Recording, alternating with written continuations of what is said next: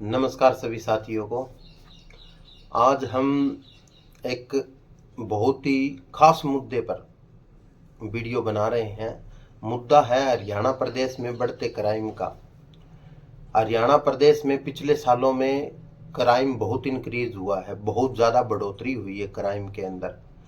वो चाहे अपहरण हो, फिरौती हो, डकैती हो, हत्या हो, एसिड अटैक हो, महिलाओं से बलात्कार हो, छोटी बच्चियों से कुकर्म हो और ऑनर किलिंग के मामले बहुत ज़्यादा हमें देखने को मिल रहे हैं। और अपराध एक सीमा से पार इसका ग्राफ बढ़ता जा रहा है। तो इसके लिए हम आपको अपने पल्ले से कुछ नहीं बताएंगे, अपनी ओर से जोड़ के कुछ नहीं बताएंगे। हम बताएंगे आपको एनसीआरबी एजेंसी है, उसकी रिपोर्ट बताएंगे हम आपको। एनसीबीआरबी का पूरा नाम नेशनल क्राइम रिकॉर्ड ब्यूरो है, जो केंद्र स्तर पे मतलब पूरा भारत का आंकलन और अलग अलग राज्यों का आंकलन ये एजेंसी करती है और एक रिपोर्ट तैयार करके देती है। तो वैसे तो इसको शायद कोई मीडिया नहीं दिखाता होगा और अपनी जो साइट पे डालती है तो वहाँ जाके कोई पढ़ता भी नहीं होगा, लेकिन मैं कोशिश करूँगा आपको। मैंने पढ़ी है, 2-3 बार पढ़ी है, 2020 की पढ़ी, 21 की भी पढ़ी और 22-23 की भी पढ़ी है। तो एक बार तो मैं आपको ना पूरे भारत का बता देता हूँ, थोड़ा सा अपहरण के मामले बताता हूँ मैं आपको, क्योंकि इसकी पूरी डिटेल में जाएंगे तो वीडियो बहुत ज़्यादा लंबी हो जाएगी। 2020 में हमारे पूरे भारत में 84,000 मामले दर्ज होते थे अपहरण के, 84,000-84,000, और सही आंकड़ा बोले तो 84,805 के करीब मामले दर्ज होते थे। वही 2020 के अंदर मामले बढ़कर 1,30,000 आ जाती है उनकी संख्या, मतलब बहुत ज़्यादा इंक्रीज हो जाता है। और उससे अगली साल 2023 में यही मामले बढ़कर 1,80,000 मामले दर्ज होते हैं 2023 के अंदर। उत्तर प्रदेश है जो अपने भारत का राज्य, वो पहले स्थान पर है। पूरे भारत में 294 केस रोज के अपहरण के दर्ज होते हैं। पूरे भारत में 294 केस अपहरण के। महिला, बच्चे, बुजुर्गों के खिलाफ अपराधों में बहुत ज़्यादा, यानी कि ये मानो कि 2021 में अगर 6 मामले हुए तो 2022 के अंदर 18 मामले, यानी 3 गुना बढ़ोतरी हो रही है। ये इसमें महिला, बच्चों और बुजुर्गों के खिलाफ अपराध में वृद्धि हुई है। हरियाणा में महिलाओं के खिलाफ सबसे ज़्यादा मामले दर्ज हुए हैं। आपराधिक मामले जो भी है, जिसके अंदर छेड़खानी भी आ जाएगी या मतलब उनकी हत्या कर देना, बलात्कार कर देना और चीज़ें हैं जो भी, उनमें बहुत ज़्यादा वृद्धि हुई है, बहुत ज़्यादा। ये मैं नहीं कहता, ये एनसीबीआर की रिपोर्ट कहती है, नेशनल क्राइम रिकॉर्ड ब्यूरो की रिपोर्ट कहती है। पुलिस कार्रवाई बहुत ढीली रहती है, ये भी एजेंसी लिखती है। हरियाणा 3 नंबर पे है क्राइम के अंदर, चाहे किसी प्रकार का क्राइम हो, हत्या, फिरौती, लूट, डकैती, मारी, जो भी है, तीसरे नंबर पे है। हरियाणा में 2022 में 2,43,000 सभी प्रकार के अपराधों के मामले दर्ज होते हैं। 2022 के अंदर 2,43,000 मामले दर्ज होते हैं। ये एनसीबीआर की रिपोर्ट है। 2021 के मुताबिक 2022 में 17.6% ज़्यादा मामले दर्ज होते हैं इसके। बच्चों के खिलाफ 2022 के मुकाबले 2023 में 7.7% मामले की बढ़ोतरी एनसीबीआर रिपोर्ट ने दिखाई है, जो कि बहुत ज़्यादा है, बहुत ज़्यादा है। मतलब बहुत ज़्यादा हम इसलिए इसको ऐसे कह सकते हैं कि पिछले साल जो क्राइम हुआ, लोगों ने मतलब ये मान लिया कि अब कुछ होना ही नहीं चाहिए, जम के करो। तो 2021 से 2022 तक मतलब लोगों बिल्कुल जो अपराधी किस्म के लोग हैं वो बिल्कुल ही खुले हो गए, चाहे कुछ भी करो। तो तब इतने मामले इंक्रीज होते हैं। जैसे किसी ने 10 हत्याएं कर दी, उसका कुछ नहीं बिगड़ रहा तो पीछे वाले लोग भी लग जाएंगे ना, यही सिस्टम है। बच्चों के खिलाफ 7.7 ज़्यादा बढ़ोतरी हुई है। बच्चों के जो टोटल मामले हैं हरियाणा के अंदर एक साल के, हम 2023 की बात करेंगे, 6,138 केस दर्ज हुए हैं। 6,138 केस दर्ज हुए हैं, जो कि 2021 के अंदर 2021 के अंदर 5700 थे और 2020 के अंदर 4338 थे। तो ये आप ग्राफ देखिए, ये ग्राफ बढ़ता जा रहा है, बच्चों के खिलाफ अपराध का ग्राफ मतलब इंक्रीज हो जाता है। यानी कि अब 2024 आ गया तो इसमें तो ये संख्या डबल हो जाएगी, 2025 में ये डबल हो जाएगी। कानून व्यवस्था कहाँ है, शासन प्रशासन क्या कर रहा है, मतलब इस तरह बहुत ज़्यादा खुले हो गए। अब एक बात बोल देते हैं कि पुलिस क्या वहाँ पे मौजूद रहे के जहाँ पे अपराध हो रहे हैं, लेकिन सही बात है पुलिस की सही से मतलब सही से तहकीकात ना करना, उनको सज़ा ना दिलवाना, सबूत नहीं मिलना, पैसे खाया भी जो भी ये लोग करते हैं। और वो अकेले पुलिस वालों पे मैं इस चीज़ का वो नहीं लगाता कि हाँ पुलिस वाले इस तरह शासन के पूरा दाब रहता है, ये मेरा आदमी है, ये मेरा आदमी है, ऐसे करके। अब हम बात करेंगे पोक्सो एक्ट। पोक्सो एक्ट के तहत 1272 मामले दर्ज हुए हैं जो बच्चियों के साथ यौन शोषण है।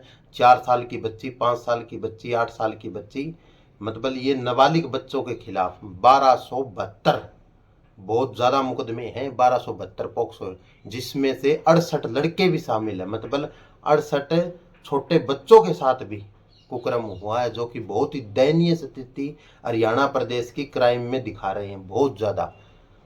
2022 का एक 2022 की हमें एनसीवीआर रिपोर्ट पढ़ते हैं तो उसमें बताया गया है कि हरियाणा में रोज के 5 मामले दर्ज हुए हैं महिलाओं से बलात्कार के, रोज के 5 मामले हर दिन।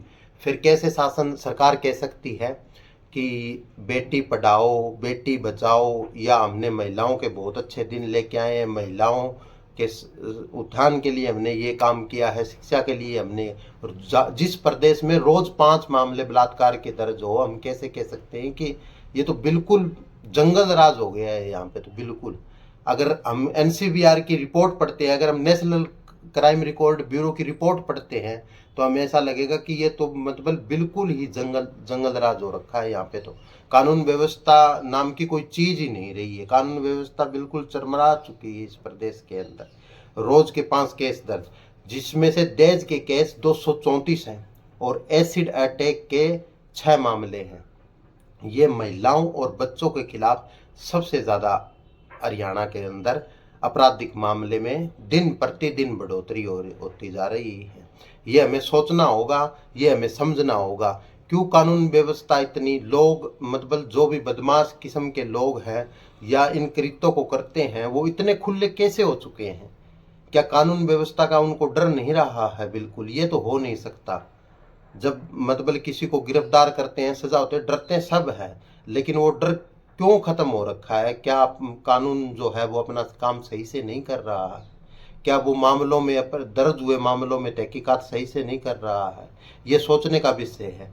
क्या जो बदमाश टाइप के लोग हैं जो इस तरह के अपहरण बलात्कार लूट करते हैं वो बहुत जल्दी कानून के चुंगल से निकल जाने में सफल हो जाते हैं?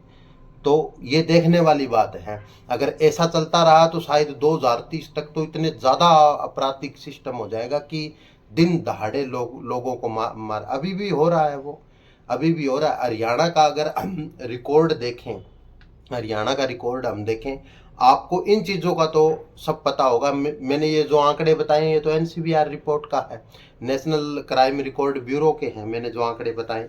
लेकिन आपने कहीं ये ज़रूर पढ़ा होगा आपने कि फलाने सरपंच को फलाने गांव में गोली मारकर हत्या, ऐसे ऐसे 30 मामले, 30 मौजूदा सरपंच को गोली मारकर हत्या कर दी जाती है, दिन दाड़े गोली मारकर हत्या कर दी जाती है 30 सरपंचों की, जो मौजूदा सरपंच है। ये अनेक अलग अलग जगहों के मामले हैं, कई गुड़गांव में, कई हिसार में है, कई रोहतक में है, पानीपत, जींद, सोनीपत, अलग अलग है। आज का फिलहाल का एक मामला है कुंवारी गांव का।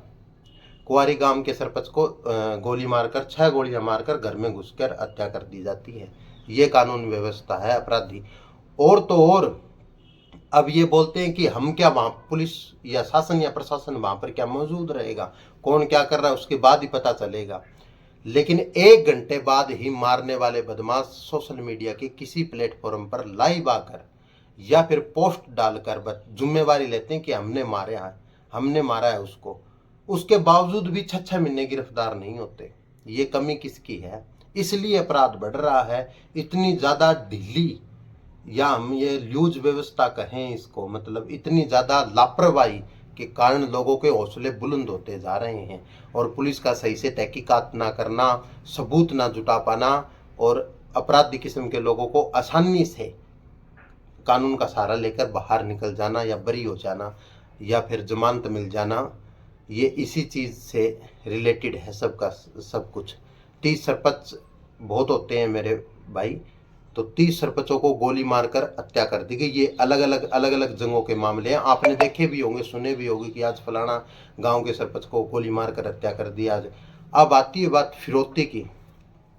फिरौती के एक्यूरेट तो मेरे को मामले नहीं पता है कितने हैं, लेकिन एनसीबीआर की रिपोर्ट देखेंगे तो हम उसमें पता लग जाएगा।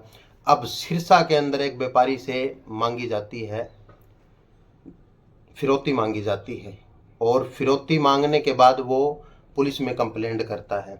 पुलिस में कंप्लेंट करने के बावजूद भी दूसरे दिन उसके घर में आके गोलियां चला दी जाती है कि तुमने हमें फिरौती नहीं दी, और पुलिस को जाकर हमारी कंप्लेंट भी दर्ज करवा दी दूसरे दिन उसको। अब उस आदमी के पास फिरौती देने के अलावा कोई ऑप्शन नहीं रहता, क्योंकि वो कानून की तो मदद ले चुका है। बस एक मामला दर्ज हो गया, लेकिन कानून ने कोई कार्रवाई नहीं उठाई। अगर वो उस टाइम कुछ ना भी करते तो शायद वो मामला उन्होंने पुलिस तहकीकात भी नहीं करती कि ये कौन लोग हैं और कैसे फिरौती मांग रहे हैं। यही मामला रोहतक का है। रोहतक ट्रक यूनियन का कोई प्रधान था, उसको पहले दिन बोला जाता है कि आप इतने इतने रुपए हमें फिरौती दो। वो बोलता है कि भाई मेरा तो इतना जुगाड़ नहीं है, मैं कहाँ से लाऊंगा। बोले हमें सब पता है, आपके पास से पैसे हैं और हमें 20-30 लाख रुपए हमें दीजिए। वो मना कर देता है। मना करने के बाद वो ये कंप्लेंट पुलिस को दे देता है, और छोटे मोटे जो चैनल है हरियाणा के, उन पे इंटरव्यू भी देता है कि ऐसे ऐसे मेरे साथ है, ये कहानी हुई है, मेरे से फिरौती मांगी गई है। इतना काम होने के बावजूद दूसरे दिन 2-4 बाइक सवार उस पर आकर हमला कर देते हैं। मारते नहीं हैं, गोलियां चलाते हैं, दिन दहाड़े गोलियां चला के और वहां से चले जाते हैं। अब उसने कानून की भी मदद ले ली, मीडिया की भी मदद ले ली, लेकिन उसके बाद भी उन अपराधियों के इतने हौसले बुलंद है कि वो उस पर गोलियां चला जाते हैं। अब उसके पास तो फिरौती देने के अलावा कोई नहीं, क्योंकि वो तो हवा में चलाई हुई गोलियां थी। अगर वो फिरौती नहीं पहुंची तो हो सकता है 4-5 दिन बाद में वो उसको भी मार जाए। ये मैंने 2 ही मामले गिनाए, ऐसे ऐसे हरियाणा में बहुत ज़्यादा मामले, बहुत ज़्यादा फिरौती कितने मामले। अब मेन बात ये है कि अपराधी अपराध करके और सामने आ रहे हैं, खुद सामने आ रहे हैं कि हमने ये कांड किया है। फेसबुक, इंस्टाग्राम, यूट्यूब जो भी है, जिन पे सब पे मतलब खुलकर कह रहे हैं कि ये जिम्मेवारी ले रहे हैं कि हमने काम, उसके बावजूद भी उनकी कोई गिरफ्तारी नहीं होती। देखने वाली बात यही है, यही सब क्राइम को बढ़ावा दे रही है। लोगों को ये पता लग चुका है कि कहीं कुछ होने जाने वाला नहीं है, और सोशल मीडिया तो ऐसा प्लेटफॉर्म बन चुका है जहां गालियां, गलोचें, धमकियां सब कुछ दी जाती है। इस पे किसी का कोई नियंत्रण नहीं है, और ना ही कोई बड़ा संगीन भी अगर कोई अपराध लोग कर दें या किसी की वीडियो डाल दें या कुछ और कर दें तो भी इसके मामले दर्ज नहीं हो पाते हैं। अगर दर्ज हो जाते हैं तो वो लोग पकड़े नहीं जाते हैं। तो इसमें गलती किसकी है? यही कारण है कि कानून व्यवस्था का लापरवाही से काम करना इन सब को बढ़ावा दे रहा है, और ये ग्राफ बहुत ज़्यादा ऊपर तक जा सकता है अगर कानून ने अपनी सुध नहीं ली तो। यहाँ एक और सोचने वाली बात हमारे आ जाती है कि आज तक इतनी सरकारें रही हैं, कभी भी शायद ऐसा नहीं होगा हरियाणा के अंदर। आप दूसरी स्टेट को इंक्लूड मत कीजिए, माओवादी है जैसे छत्तीसगढ़ है, उनको इंक्लूड मत कीजिए। हरियाणा में शायद मैंने ऐसा नहीं देखा होगा कि किसी 5 बार सीएम रहे हुए जिस पार्टी का उप मुख्यमंत्री रहता है, Indian National Lokdal, Indian National Lokdal के पार्टी के अध्यक्ष नफे सिंह राठी को दिन दहाड़े गोलियां मारकर, एक पार्टी अध्यक्ष को गोलियां मारकर हत्या कर दी जाती है, और हत्या करने वाले जिम्मेवारी भी ले लेते हैं, लेकिन हत्या के 10 दिन बाद भी उनकी गिरफ्तारी नहीं हो पाती। आम जनता जो गरीब और मध्य परिवार से है उनका तो बस चलेगा ही क्या। जो पार्टियों के अध्यक्ष है, बड़ी बड़ी पार्टियों के, उनको दिन दहाड़े गोली मारकर हत्या कर दी जाती है, और जबकि वो सुरक्षा प्रोवाइड के लिए 3-4 बारी सरकार को लेटर भी देते हैं और कुछ भी, लेकिन सरकार उनकी नहीं सुनती है। तो कानून व्यवस्था जो है हमारी, जो कानून है वो कर क्या रहा है, ये देखने वाली बात है। कानून किन चीज़ों में उलझा हुआ है? सिर्फ चालान काटने में, या फिर मैं एक बात और कहूँगा, सोशल मीडिया पे वीडियो बनाने में। यही चीज़ें आपने बहुत देखे होंगे, पुलिस वालों की वीडियो बहुत देखी होगी। दूसरा, शासन जितनी गलती पुलिस डिपार्टमेंट की नहीं, उससे ज़्यादा गलती सत्ता में बैठे लोगों की मानी जाएगी, क्योंकि उन्होंने अपना कंट्रोल खो दिया है। डिपार्टमेंट से अपना कंट्रोल खो चुके हैं वो लोग सिर्फ 5 साल अभी सरकार बन गई, सरकार बनते ही अगली सरकार कैसे बनाएं इसके लिए और अग्रसर हो जाते हैं। ये देखने लग जाते हैं कि धर्म पर बनाएं या जाति पर बनाएं, मजहब पर बनाएं, वो वहाँ पर फोकस करते हैं। इस सरकार ने इतना ढिंढोरा पीटा है, बेटी बचाओ बेटी पढ़ाओ, हमने महिलाओं को सशक्त बनाया है, हमने महिलाओं को ये दिया है, हमने महिलाओं को वो दिया है। लेकिन अगर आप NCBR की रिपोर्ट पढ़ेंगे, अगर आप नेशनल क्राइम ब्यूरो की रिपोर्ट पढ़ेंगे, 5 बलात्कार हर दिन इस प्रदेश में महिलाओं के साथ हुए हैं, जो कि अपने आप में एक बहुत बड़ा आंकड़ा माना जाएगा। 5 बलात्कार। किस मुंह से ये सरकार कह सकती है कि हम महिलाओं को सख्त बना रहे हैं या उनको मतलब सुरक्षा दे रहे हैं या कुछ और? कुछ भी नहीं है, ये सब बातें बनाने वाली बात है। अब हम कांग्रेस बीजेपी में फंसे हुए इस खेल के अंदर हम समझ नहीं पा रहे हैं। पूरा का पूरा नुकसान है वो पूरा का पूरा जनता को हो रहा है। बेगुनाह जनता मारी जा रही है, अपराधी किस्म के लोग सरकार की शरण ले रही है। मैं नाम नहीं लूंगा, लेकिन आपने देखा होगा कि बहुत से अपराधी किस्म के, मैं ये नहीं कहता कि और पार्टियों से नहीं जुड़े, सभी से जुड़े हैं, ये एक ही थाली के चट्टे बट्टे हैं। लेकिन इस सरकार में आपने देखा बहुत से अपराधी लोग जिन पे 20-20, 25-25, 40-40 हत्या तोड़ी के शकीन और बलात्कार जैसे संगीन मामले जुड़े हुए हैं, जिन पे चल रहे हैं, दर्ज हैं, उनको टिकटें बांटी जा रही हैं और वो MLA MP जीतते भी हैं और मंत्री तक बन के जाते हैं। ये कारण क्या है इसका? जनता जिता रही है उनको, या पैसा जिता रहा है, या फिर उनकी जो आपराधिक प्रवृत्ति है वो जिता रही है? ये जनता को सोचने वाली चीज़ है। अगर आप कांग्रेस बीजेपी ना करके और अपने एरिया का अच्छा पढ़ा लिखा इंसान चुने तो आपके लिए बहुत अच्छी रहे, जो आपके हकों के लिए आवाज़ उठाता हो, चाहे किसी पार्टी से ताल्लुक़ रखता हो, चाहे किसी संगठन का हो, उससे हमें लेना नहीं। अब इस सरकार के बारे में एक बार, इसने जिम्मेदारी लेने का बिल्कुल भी वो नहीं है ये सरकार, क्योंकि केंद्र से जो सरकार चलेगी, यहाँ का जो मुख्यमंत्री हरियाणा प्रदेश का वो एक डम्मी है। डम्मी मतलब एक पुतला बिठाया हुआ है। ये अपने आप से कोई फैसला लेने में असमर्थ है, ये कोई फैसला नहीं ले सकता अपनी तरफ से। इसीलिए प्रदेश में कानून व्यवस्था ये हो चुकी है। आपने बहुत मामले पढ़े होंगे, ऑनर किलिंग के मामले तो इतने बहुत ज़्यादा मतलब क्रूरता से लोगों की हत्या की जा रही है, जिसको देखकर दिल आत्मा देह दोनों तीनों कांप जाए। आपने अभी मामला सुना होगा एक, मैं उसका ज़्यादा जिक्र नहीं करूँगा, लेकिन आपको और कुछ नहीं करना, आपको है ना NCBR की रिपोर्ट पढ़नी है कि प्रदेश में हो क्या रहा है और इसके जिम्मेवार कौन है। ये चीज़ें आपको पढ़नी होगी, आप पढ़े लिखे हो और आपको ये चीज़ें पता भी होनी चाहिए कि क्राइम में फिलहाल हरियाणा का क्या स्थान है। महिलाओं के खिलाफ, पुरुषों के खिलाफ, बच्चियों के खिलाफ, बुजुर्गों के खिलाफ पोक्सो एक्ट के 1272 मामले थोड़े नहीं होते, जिनमें 3-4 साल बच्चियों के साथ बलात्कार किया जाता है। कोई नाबालिग के कारण छूट जाता है तो कहीं पर सबूत पूरे ना मिलने के कारण छूट जाता है। ये चीज़ें हो रही हैं, बस उससे हौसले बुलंद हो रहे हैं कि हमें तो इस चीज़ का कोई, लोग इतने चक्कर लगा चुके हैं कि उनको कानून की एक समझ आ गई है कि इससे बाहर कैसे निकलना है, और पुलिस इसमें लापरवाही करके हर बार अपराधी या तो बरी हो जाता है या जमानत पे निकल जाता है और फिर बाहर जाके अपराध कर रहा है। तो राम राम सभी भाइयों को नमस्कार। आप इस चीज़ को देखो, समझो थोड़ा, ये ज़रूरी है हमारे लिए। हर एक इंसान का, ये हरियाणा का नागरिक होने के कारण हमारा फ़र्ज़ बनता है कि ऐसी चीज़ों को हम पढ़ें और जवाब सवाब ज़रूर करें, क्योंकि आज और किसी के साथ हो रहा है, कल हमारे साथ भी ये चीज़ें हो सकती है। हमारी बहन बेटियाँ सबके परिवार है, हरे भरे परिवार हैं, तो किसी के साथ भी ये घटना घट सकती है। तो इन चीज़ों को देखें और सरकार से सवाल जवाब करें, शासन से करें, प्रशासन से करें, ये बहुत हमारे लिए बहुत ज़रूरी है।